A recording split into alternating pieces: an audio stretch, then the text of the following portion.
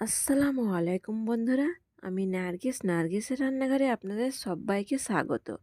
আজকে আবারও আমি চলে এসেছি নতুন এক রেসিপি নিয়ে আপনাদের সামনে। আজকে আপনাদেরকে বানিয়ে দেখাবো বাটা মাছের আলু দিয়ে পাতলা ঝোল। আশা করছি আমার এই রেসিপিটা আপনাদের ভালো লাগবে। ভালো লাগলে অবশ্যই কমেন্ট, লাইক, শেয়ার করবেন। অনেক অনেক শেয়ার করবেন। চলুন তাহলে রান্নাটা করে নেওয়া যাক। নিয়ে নিয়েছি বাটা পোনা মাছ। মাছটাকে ভালো করে কেটে ধুয়ে নিয়েছি।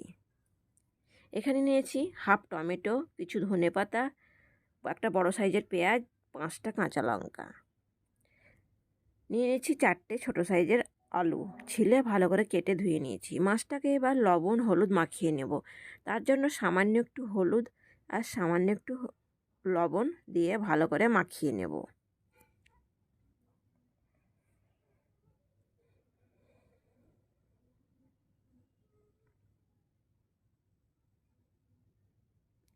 দেখুন বন্ধুরা, মাখানো হয়ে গেছে। মাছটাকে এবার আমি ভেজে নেব। কড়াইয়ে তেল দিয়ে দিলাম। তেলটা গরম হয়ে এসছে, এবার একে একে মাছগুলোকে দিয়ে দেব। তেলটা খুব গরম করে নিতে হবে, না হলে কড়াই লেগে যাবে বা মাছগুলো ভেঙে যাবে। এবার মাছগুলোকে উল্টে দেব। দেখুন, এক সাইড ভালো করে লাল করে নিয়েছি, এবার অপর সাইড উল্টে দেব।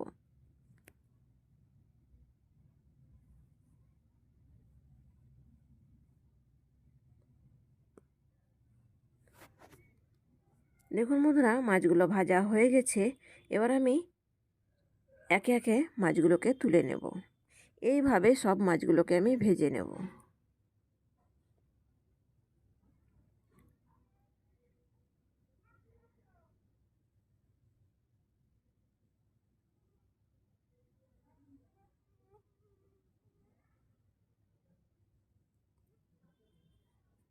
দেখুন বন্ধুরা, সব মাছগুলো ভাজা হয়ে গেছে। এবার দিয়ে দেবো তেলের মধ্যে কালো জিরে সামান্য একটু, দিয়ে দিলাম কাঁচা লঙ্কা। তেলের মধ্যে কাঁচা লঙ্কাটা যদি একটু ভেজে নিই তাহলে মাছ রান্নার স্বাদটা দারুণ লাগে। এবার দিয়ে দেবো কেটে রাখা পেঁয়াজ।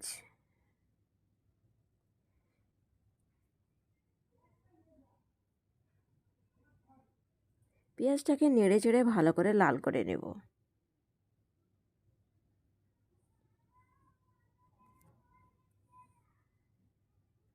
দেখুন বন্ধুরা, পেঁয়াজটা লাল হয়ে গেছে। এবার দিয়ে দেবো হাফ চামচ আদা বাটা। ভালো করে তেলের মধ্যে একটু নেড়ে নিলাম।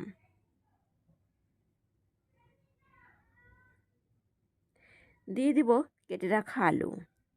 আলুটাকেও তেলের মধ্যে একটু নেড়ে চেড়ে দেবো, তাহলে আলুটাও লাল হয়ে যাবে। এবার গ্যাসের আঁচটা একটু কমিয়ে দেবো। হালকা আঁচে আলুটা ভাজলে আলুটা সেদ্ধ হয়ে যাবে। দিয়ে দিলাম 1 চামচ লবণ। লবণটা আপনারা নিজের স্বাদ মতো কমিয়ে বাড়িয়ে নিতে পারেন। দেখুন, হালকা আঁচে ভাজলে আলুটাও ভালো করে সেদ্ধ হয়ে যাবে। এবার দিয়ে দেবো মশলা। মশলাটা আগে থেকে এখানে 1 চামচ লঙ্কা গুঁড়ো, হাফ চামচ হলুদ, হাফ চামচ জিরে ধনে গুঁড়ো ভিজিয়ে রেখেছিলাম। ভেজানো মশলার তরকারির স্বাদই আলাদা। এবার মশলাটা দিয়ে ভালো করে আমি নেড়ে চেড়ে কষে নেব। দেখুন, একটু ঢাকা দিয়ে রেখে দিলাম। এইভাবে ভালো করে কষবো, তাহলে হালকা আঁচে কষলে আলুটাও ভালোভাবে সেদ্ধ হয়ে যাবে। দেখুন, আলুটা সেদ্ধ হয়ে গেছে।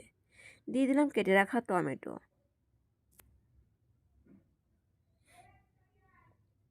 আবার একটু নেড়ে চেড়ে দিয়ে ঢাকা দিয়ে কিছুক্ষণ রেখে দেবো।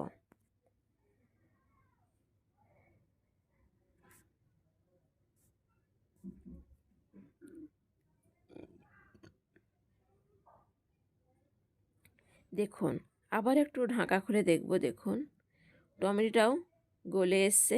এবার আমি ভালো করে আলুটাকে কষে নেব।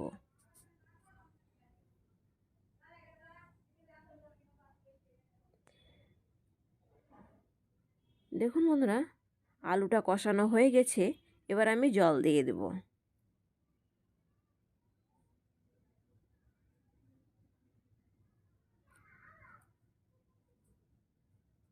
এবার নেড়ে চেড়ে ঢাকা দিয়ে কিছুক্ষণ ফুটিয়ে নেব।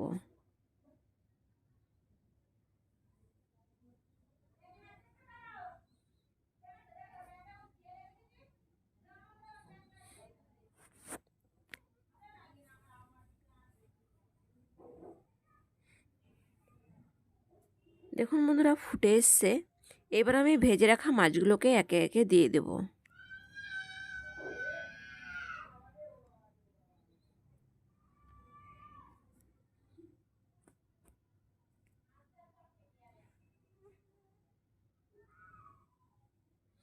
একটু নেড়ে চেড়ে দিলাম।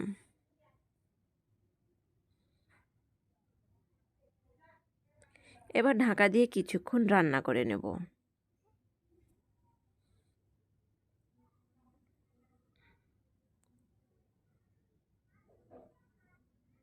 দেখুন, আবার একটু ঢাকা খুলে নেড়ে চেড়ে দেব।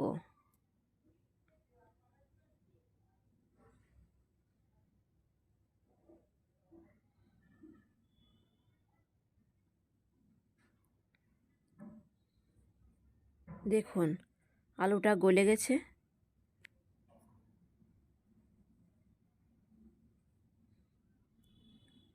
আবার একটু ঢাকা দিয়ে রেখে দেব।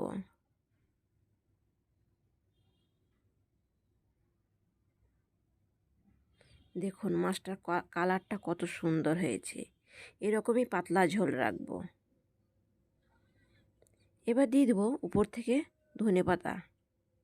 ধনেপাতা কুচি করে রেখেছি, সেটাকে এবার উপর থেকে ছড়িয়ে দেব।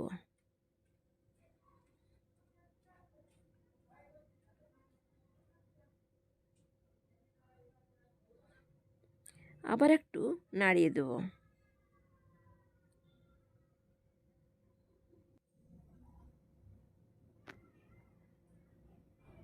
আবার একটু ঢাকা দিয়ে রেখে দেব।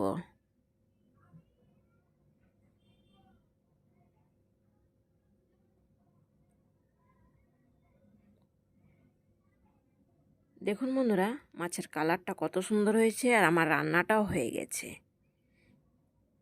একটু নেড়ে চেড়ে নামিয়ে নেব।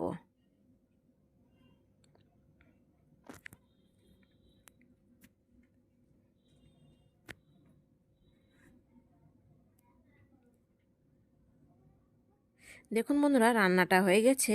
এবার আমি গ্যাসটা অফ করে ঢাকা দিয়ে কিছুক্ষণ রেখে দেব। ফিরে আসছি কিছুক্ষণ পরে, আপনাদেরকে পরিবেশন করে দেখাবো।